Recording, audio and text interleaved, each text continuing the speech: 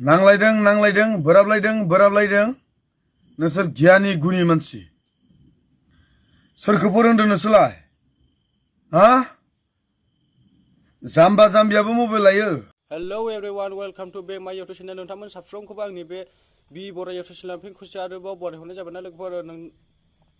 नोंथांमोननि सिगाङावहाय दिनै गोदानै आपडेट लाना फैदों ना लोगोफोर नोंथांमोना भिडिअखौ जोबजासे नाय आरोना लोगोफोर नोंथांमोना भिडिअखौ जोबजासे नायाबा जेबो बुजिनाय नङा आरोना लोगोफोर बेनिखायनो नोंथांमोना भिडिअखौ जेसेबां हायो एसेबांनो जोबजासे नायनोहाय सेस्था खालाम आरोना आदाया मा रिप्लाय होदों नोंथांमोना नैबेखौहाय गुसुंब्लाबो नायनानै खोनासंनानै होलांदो आरोना लोगोफोर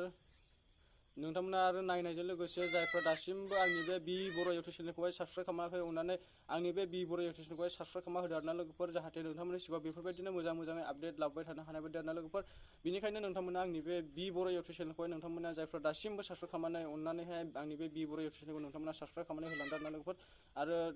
लाइक कमेन्ट दाबायनानै हो आरोना लोगोफोर जाहाथे आंबो नोंथांमोननि सिगाङावहाय मोजाङै लाना फैनो हानाय बायदि आरोना लोगोफोर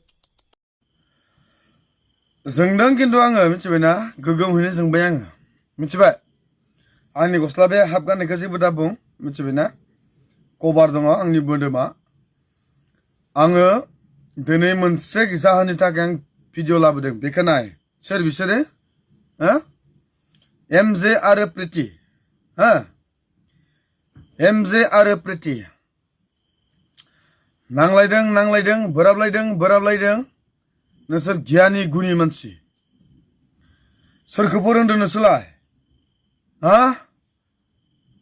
जाम्बा जाम्बियाबो मबाइल लायो बयबो नायो बेसेबांबा गोबाव समनिफ्रायनो नोंसोरा समस्या जाबाय थादों दिनैसिम समस्याया समाधान जायाखै नामा हा गोदान नोंसोर समस्या दिरुननानै ससियेल मिडियाखौ दावराव खालामबाय थानो आंनिया खाटांसोलै नोंसोर जुदि संसार जानो हायाबा नोंसोर गारलायस्रा जुदि सोरबा जाम्बा जाम्था बा गामिनि बेबायदि दावराव दावसि जानायबा मोनसे खोथामोन बानजायनानैबाबो जों दोननो हायो दाथ' नोंसोरनो गोरोंखा जोंलाय मा बानजायनो नोंसोरनो रोंखाजोबो गासैखौबो ए टु जेड रोंखायो कत फोरोङो माथो नोंसोरो बयखौबो मोजां बाथ्रा लानानै खोनासं संसार जानाया गथ'फोरनि गेलेनाय ओंखाम ओंख्रि गेलेनाय नङा हाबाखौ जाबाय समायखिरा लानानै दा दावराव दावसिया जाखायो जाया नङा मालाबा समाव बोराबलायनाय रागा जोंलायनाय जायो बयहाबो जायो रावबो न'खर जानाया हाबा जानाया दिनैसिम जायाखै होननानै बुंनो हाया फिसा बिलानि थाखाय माब्लाबा सोरहाबा जायाखै नङा जाखाथारदों दा नोंसोरबो बे बाथ्राखौ नोंसोर सानैनि गोसोआ जुदि गोरोबलायोब्ला जानाय दावराव दावसिखौ नोंसोर सानैयानो समाधान खालामलायनो हायो ससियेल मिडियानि नोंसोरनो गोनांथि गैया मानो होननानै बुङोब्ला जों नोंसोरनि भिडिअ नायो नोंसोरो गुबुनखौ फोरोङो गुबुनखौ बानजायो मोजां इनफरमेशनफोर होयो मोजां बोसोनफोर होयो जों नोंसोरनि भिडिअ नायो सोरबाया नोंसोरखौ खुलुमो सोरबाया नोंसोरखौ मान होयो सन्मान होयो नाथाय नोंसोरनो गुबुंले खालामबाय ससियेल मिडियाखौहाय गोरोंग्राफ्रानो जुदि बेबायदि गुबुंले खालामोब्ला बैसोरखौलाय मा होननानै बुंगोन आधा सिख्रा सोलोंनानै थानाय आधा सिख्रा रोंगौथि गोनांफोरखौ मा होननानै बुंबावगोन नोंसोर एफा गोरोंफ्रानो बेबायदि खालामोबा जेबोथ' बुंनो हाला जोङो बाद हो नोंसोरनो बेबायदि बेखौबा बेखौ भिडिअ होबाय थानायखौ नुदोंबा नोंसोरो नाय मोजाङै मिथिबायना दानिया मोजाङै बुंनोसै मोजाङै खोनासंदो नोंसोरो खोनासंदो गथ' सासे दं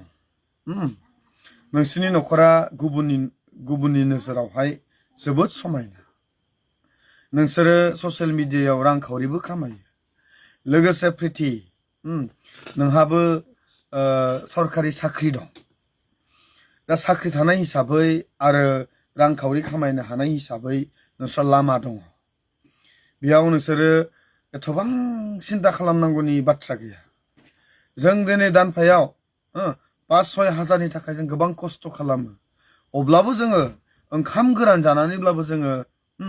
सान्थियाव थानो जोङो नाजायो दिनै नोंसोरो जोंनिख्रुइ बेसेबा गोजौआव नोंसोरो रांखावरि खामायो नोंसोरनि आखायाव जोंनिख्रुइ गोबांसिन रांखावरि दङ नोंसोरो बेसेबां रांखावरिजोंनो नोंसोरो सुखु गोजोनहै संसार मोनजालाङो नोंसोर माब्लाबा खस्थ' ओरैबो थोआ बायदि रोखोमनि नाना रखम बाथ्राफोरखौ नोंसोरो बुङो नाथाय बाहायनो रोङोब्ला इसेयानो गोबां जायो आरो बेनिफ्राय प्रिति नोङो आंनि उन्दैयानो जागोन दा आं बुंनोसै नों जाबाय गुबुन जायगानिफ्राय फुनानै लाबोजानाय फांसे बिफां आरो नोङो गुबुन जायगायाव फुनानै लाबोजानानै गायफैजानाय नोङो फांसे बिफां अदेबानि नोङो गायस्लायजानाय फांसे बिफां दा बे बिफाङा थांनो थाखाय रोदोमनो थाखाय नोंनियाव बे बिफाङाव जाय बेक्तिया गायफैदों बे बेक्तिया दै लुनो नांगोन अब्लासो बे बिफाङा रोदा सुरगोन रोदोमगोन ग्रोम ग्रोम बिलाइ हरगोन सोमखोर महर लागोन बेवहाय दै लुग्राया थिग जानांगोन जेरैहाय ब्रादार एमजे नोङो सासे दै लुग्रा बा नोङो जाय बिफांखौ नोंनि न'आव गायफैबाय बे बिफांखौ नोङो जोथोन लानांगौआ नोंनि नाथाय आं माबा नाना रोखोमनि बायदि रोखोमनि बाथ्रासो खोनाबाय आं माबा माबि नागिरदोंनो प्लान खालामदोंनो गारनो नागिरदोंनो गारनाय बाथ्राया गोरलै नङा बुंनायाव गोरलै गारनोसै होननाया नाथाय नों सिन्था खालामनांगोन नोंसोर सिन्था खालामनांगोन गारनो होनबा गारनाय लानो होनबा लानाय गुबुननि फिसाया लाव खुमब्राफोर बायदि खानानै मोननाय नङा आजिखालि लाव खुमब्रानि दामाबो गोबां जाबाय लाव खुमब्रा नङा हिनजावनि फिसाया दा जुदि नोंसोर उदां थानो लुबैफिनदोंमोनब्लालाय मानोथो हाबा जानाय जानाङामोन नङा होमबा ना उदां थाफिननो लुबैदोंमोनबालाय मानोथो हाबा जानाङामोन दा आं बारा गोबाव बुंनो इच्छा गैया नोंसोर बुजिनांखा नोंसोरो बेबायदि दावराव दावसि खालामनानै ससियेल मिडियाखौ गुबुंले खालामनानै बै एसे एनै रोंनायफोरखौहाय नोंसोरो आरो बेबायदि फोरोंबावनो नांलिया गाज्रिखौ फोरोंनो नांलिया आंनि नोजोरावथ' नोंसोर गाज्रिखौनो फोरोंखादों आं बारा गोबाव बुंला दिनैनि थाखाय आं बिराद जोंबाय नोंसोरखौहाय आं दोनबाय आरो जोबथारनायाव नोंथांमोननिसिम मोनसे रिकुवेस्ट आरोना लोगोफोर जायफ्रा आंनि बे बि बर' चेनेलखौ दासिमबो नायनानैल' थांदों साबस्क्राइब खालामनानै होलाङाखै नोंथांमोना साबस्क्राइब खालामनानै गालांदों आरोना लोगोफोर जाहाथे नोंथांमोननि सिगाङाव बेफोरबायदिनो मोजां आपडेट लाबोबाय थानो हानाय बायदि आरोना लोगोफोर नेक्स्ट भिडिअआव लोगो मोनगोन आरोना लोगोफोर नोंथांमोना भिडिअखौ नेनानै थाबानो जाबाय ना लोगोफोर बाय बाय